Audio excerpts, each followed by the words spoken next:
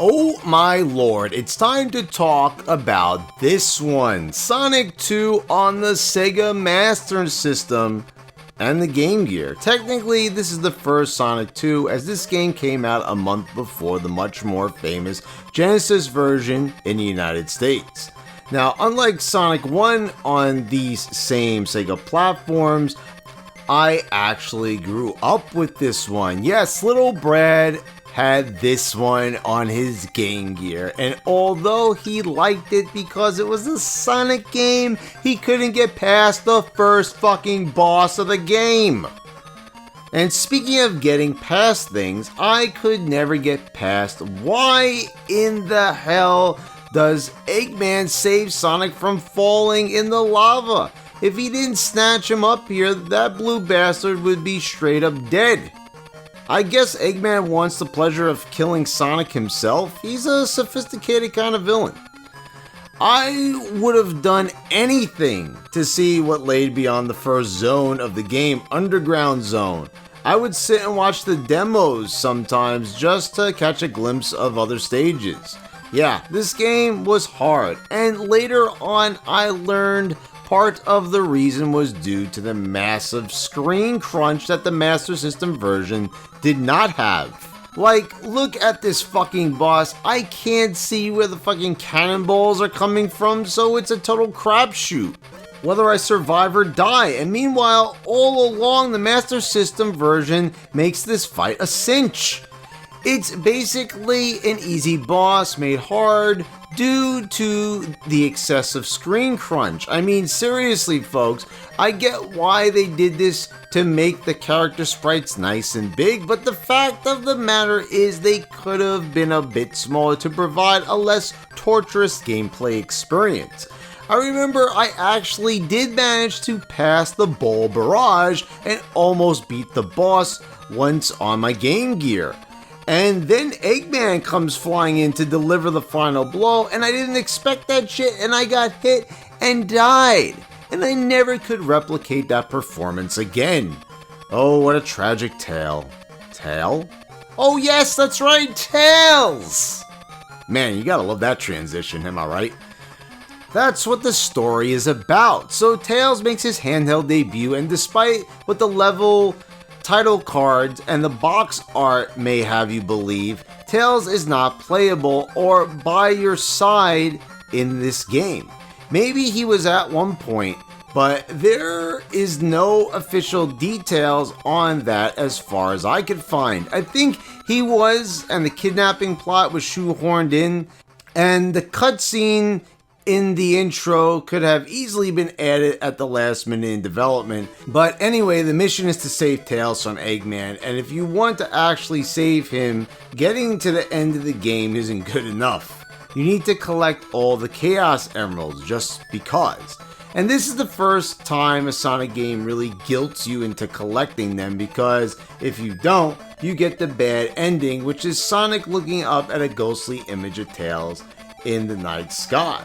And I gotta give it to the developers, this game really does make you feel like a worthless piece of shit for not collecting all the Chaos Emeralds.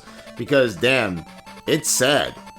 So we're back to collecting the Chaos Emeralds in the actual zones themselves, and now there isn't even any special stages at all, not even for getting extra lives. And these are even tougher to get than in the first game.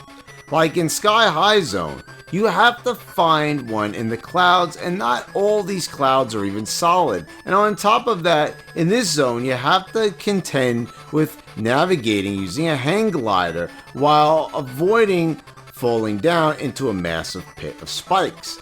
Hang glider? Yes, this game is big on gimmicks, and you'll see Sonic ride inside a bubble and in a minecart as well. Hell, even one of the zones is called Gimmick Mountain. Wow, that's breaking the fourth wall, isn't it? This game brings a lot to the table in terms of originality and variety, much more than the 8-bit Sonic 1.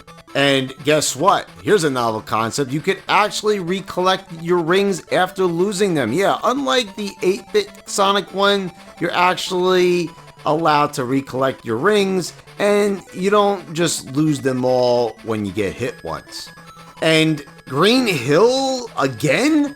No, no, no, my friends, it's Green Hill Zone. See, it's a matter of pluralization that makes all the difference. I really like how Sonic bounces on the water in Aquatic Lake Zone, and the fact that Sonic faces off against bosses other than Eggman. Eggman appears in the first boss battle, but you don't get to deal out any damage on him. It's more of a cameo. You won't even fight him unless you get all the Chaos Emeralds, and trust me, it's not even worth it. And man, oh man, are these bosses a collection of misfit badniks. I kinda dig it, and the bird head is a bit surreal and pretty creepy actually. I like the concept of the seal catching Sonic and balancing him on his nose like a ball as Sonic tries to jump on him. That's pretty funny actually, but 2 hog badniks? Wow, really creative guys. There's some good but frustrating level design, but I appreciate the difficulty up until Scrambled Egg Zone Act 2. Holy cow, did they get carried away with this one. Unless you're on point, you can game over here so easily. Thank God it's 2024 and we have save states, but back in the day, this must have been brutal. There's bombs, a huge network of tubes, and spikes everywhere, and you can be knocked off from ledges by a bomb's blast, or thrown by one of these tubes into a pit of spikes if you choose the wrong path, and that's simply moronic. I'm sorry, but that's just ridiculous. This is not Kaizo Mario, this is an official Sonic game, and this is just absurd. Plus, if you do choose the right tube path, and you make it onto a platform, you better know what you're doing because the platforms will start moving once you touch them, and they'll eventually move off screen, and they don't respawn. Wow, nice one. So as I said before, it's not worth killing yourself finding all the emeralds. I would just settle for the bad ending final boss, Silver Sonic, who by far is the goofiest of all of Sonic's robot doppelgangers.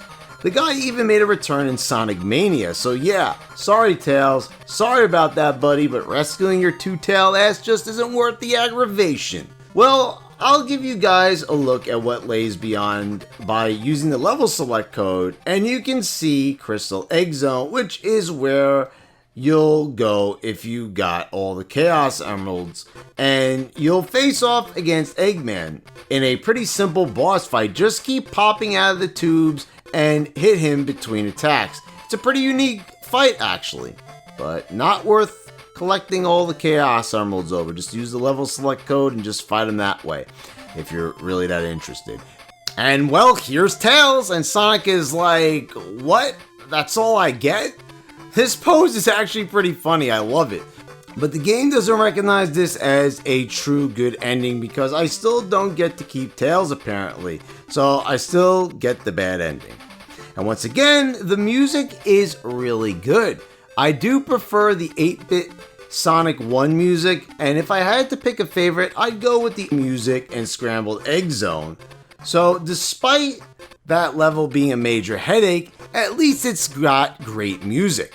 Interestingly enough, this music is used in the cutscene of the Game Gear version where Tails gets kidnapped by Eggman, and I think this is a lot more effective than the music that's used in the Master System version because this song is a little bit too chipper to be used when Tails is getting kidnapped, to say the very least. I mean, it sounds way more menacing, like there's something of importance happening.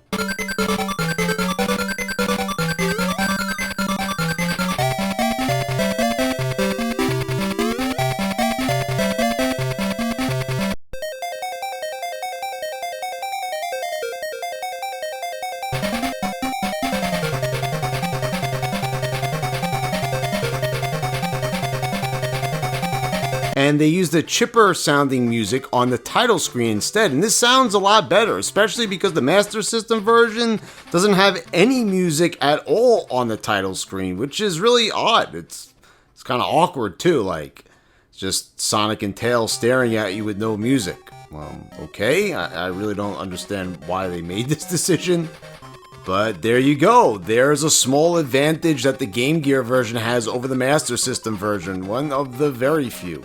So, there you have it. Overall, I'd say the 8-bit Sonic 1 as a whole is more difficult, but Scrambled Egg Zone Act 1 is harder than anything in that entire game. I would say I give the edge to Sonic 2 because it just offers more, and I enjoy the even greater degree of variety and originality. So let me know what you guys think in the comments down below. Have you ever played Sonic 2 on either the Master System or the Game Gear? And please subscribe if you haven't already. Click the bell so you get all the notifications when I post all my new videos. Hit the like button if you enjoyed the video, and hit the dislike button if you fucking hated it. And I'd appreciate any donations that you can provide on Patreon. That always means oh so much to me. And guys, thank you all for watching. I'll see you next time.